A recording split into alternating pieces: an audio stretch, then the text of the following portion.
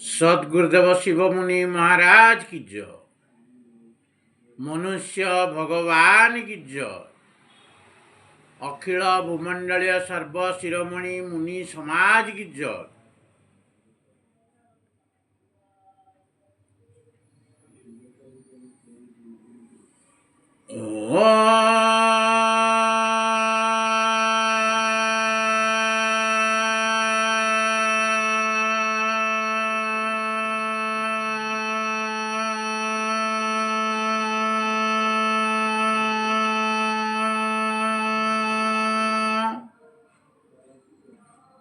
ମୁଁ ଆଜି ସର୍ବପ୍ରଥମେ ଆତ୍ମଦେବଙ୍କୁ ସ୍ତୁତି କରି ଆତ୍ମଜ୍ଞାନ ବିଷୟରେ କିଛି ଆଲୋଚନା କରିବାକୁ ଯାଉଛି।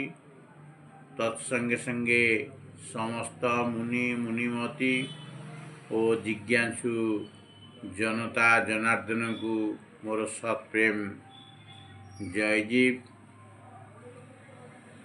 ଆଜି ଆମେ ଆଲୋଚନା କରିବା ମହାତ୍ମାମାନଙ୍କର ଶୀଘ୍ର ମରିବା କାରଣ ବିଷୟରେ।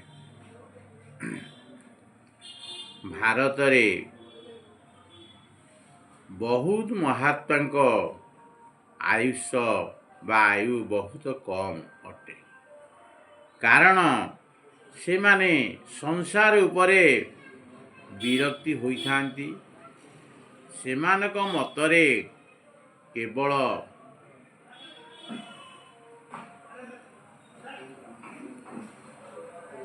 ଦୁଃଖ ସଂସାରରେ ଅଛି। ସେମାନେ ଭାବନ୍ତି ଦୁଃଖପୂର୍ଣ୍ଣ ସଂସାର ଶୀଘ୍ର ଛାଡ଼ିବା ଉଚିତ।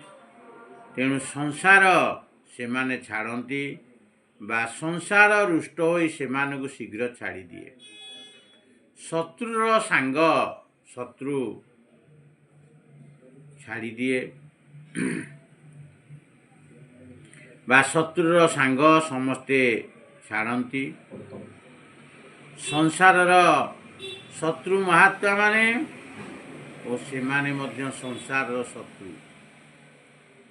ସେମାନେ ସଂସାରକୁ ପାନ୍ଥଶାଳା ଭାବେ ସଂସାରରେ ବେଶୀ ନ ରହିବାକୁ ରହନ୍ତି ନାହିଁ।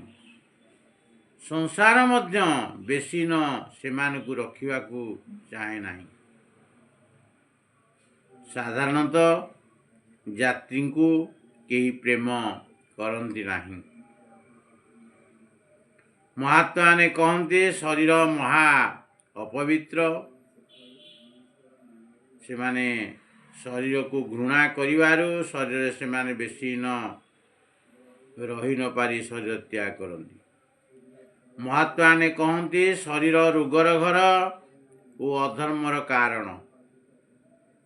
ଏହି ବିଚାରରେ ନିମଗ୍ନ ରହିଲେ ଶରୀର ବିପଦପୂର୍ଣ୍ଣ ଅଟେ।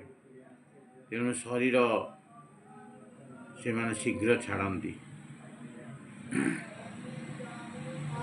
ମହାତ୍ମାମାନେ ଶରୀର ଓ ସଂସାରକୁ ବନ୍ଧନ ଭାବି ସେଥିରୁ ମୁକ୍ତ ହେବା ପାଇଁ ଯୋଗ ତପ ଧ୍ୟାନ କରନ୍ତି।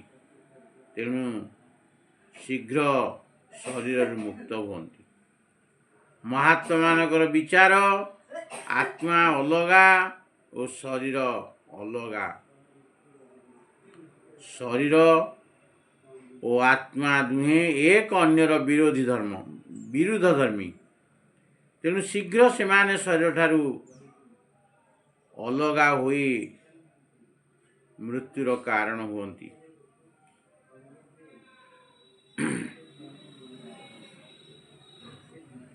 ଏହି ସିଦ୍ଧାନ୍ତ ହେଉଛି ବଡ଼ ଭୁଲ ଅଟେ। ସେ ମହାତ୍ମାମାନଙ୍କ ଭାବନା ଦ୍ୱାପର ଯୁଗ ପରଠାରୁ ଏହିପରି ଭାବନା ଅଛି, କିନ୍ତୁ ଆଗରୁ ଏପରି ନଥିଲା। ସେମାନେ ଅଳ୍ପାୟୁ ନଥିଲେ। ଏହି ସିଦ୍ଧାନ୍ତ ଯୋଗୁଁ ଶୀଘ୍ର ମହାତ୍ମା ସଂସାର ଛାଡ଼ନ୍ତି। କିନ୍ତୁ ବେଦାନ୍ତ ସିଦ୍ଧାନ୍ତ ବିଚାର କଲେ ଜଣାଯାଏ ଆତ୍ମା ଓ ଶରୀର ପୃଥକ ନୁହେଁ। ବେଦାନ୍ତର ସିଦ୍ଧାନ୍ତ ହେଉଛି ସର୍ବ ଖଲିଦମ୍ ବ୍ରହ୍ମ, ସବୁ ବ୍ରହ୍ମ ଅଟେ।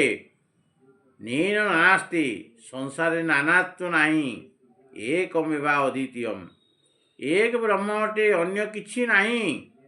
ଏ ବେଦଂ ସର୍ବଂ ଯଦ୍ଭୂତଂ ଯଦ୍ଭାବ୍ୟମ୍।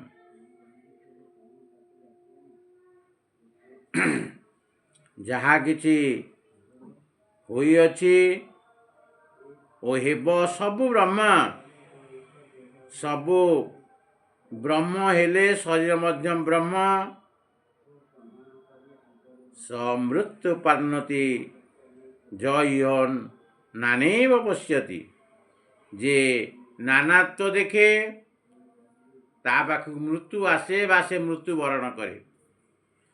ମହାତ୍ମାମାନଙ୍କ ସିଦ୍ଧାନ୍ତ ହେଉଛି ଏ ଶରୀର ଜଡ଼।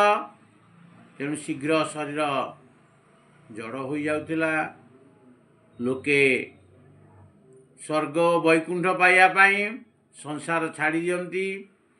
ଉଦ୍ଧାର ପାଇଁ ନଗଦକୁ ନାତ ପାରନ୍ତି।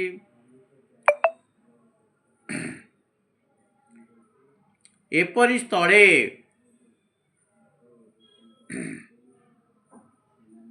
କ'ଣ ଏଠାରେ ବିଷ୍ଣୁ କମ ରହନ୍ତି ଓ ବୈକୁଣ୍ଠରେ ବେଶୀ ରହନ୍ତି? ଏପରି ସ୍ଥଳେ ସେ ସର୍ବବ୍ୟାପକ ହୋଇପାରିବେ ନାହିଁ। ଯଦି ବିଶ୍ୱାସ ଫଳଦାୟକ ତେବେ କାହିଁକି ବିଶ୍ୱାସ ନ କରିବା ଯେ এই ସଂସାର ସ୍ୱର୍ଗ ଓ ବୈକୁଣ୍ଠ? ଲୋକ ସଂସାର ଛାଡ଼ି ସ୍ୱର୍ଗକୁ ଯିବାକୁ ଚାହିଁ ମୃତ୍ୟୁବରଣ କରନ୍ତି। ବେଦାନ୍ତ କହେ ଅୟମ୍ ଆତ୍ମା ବ୍ରହ୍ମ ସ୍ୱୟଂ ଆତ୍ମା ଚତୁଷ୍ପାଦ। ତାର ଅର୍ଥ ହେଉଛି ଏ ଆତ୍ମା ବ୍ରହ୍ମ ଯେ ଜାଗ୍ରତ ସ୍ୱପ୍ନ ସୁଷୁପ୍ତି ଓ ତୁରୀୟ ଚାରି ଅବସ୍ଥା ବାଲା ଏଇ ଜୀବ ବା ମନୁଷ୍ୟ ହିଁ ବ୍ରହ୍ମ ଅଟେ। ଜୀବ ବ୍ରହ୍ମ ଥିଲା ଓ ବ୍ରହ୍ମ ହୋଇ ରହିବ। ତୁମେ ବା ଶରୀର ବ୍ରହ୍ମରୁ ଭିନ୍ନ ନୁହେଁ। କାଳ ତୁମ ଉପରେ ନୁହେଁ, ତୁମେ କାଳ ଉପରେ। ମୃତ୍ୟୁ ନିଜ ବଶରେ, ତୁମେ ମୃତ୍ୟୁ ବଶ ବା ଅଧୀନରେ ନୁହେଁ। ସମସ୍ତଙ୍କୁ ମରିବାର ଦେଖି ବିଶ୍ୱାସ ହେବାରୁ ମଣିଷ ମରୁଛି। ଏହି ଅଜ୍ଞାନ ମନରୁ ଦୂରେଇ ଦେଲେ ଆମେ ଅମର ହୋଇପାରିବା ବା ଏହି ଅଜ୍ଞାନ ଦୂରେଇ ସମସ୍ତେ ମଧ୍ୟ ଅମର ହୋଇପାରିବେ। ମୁଁ ଏତିକି କହି ମୋର ସତ୍ସଙ୍ଗ ସମାପ୍ତ କରୁଛି। ସମସ୍ତଙ୍କୁ ମୋର ସତ୍ପ୍ରେମ। ଜୟ ଜୀବ, ଜୟ ଜୀବ, ଜୟ ଜୀବ।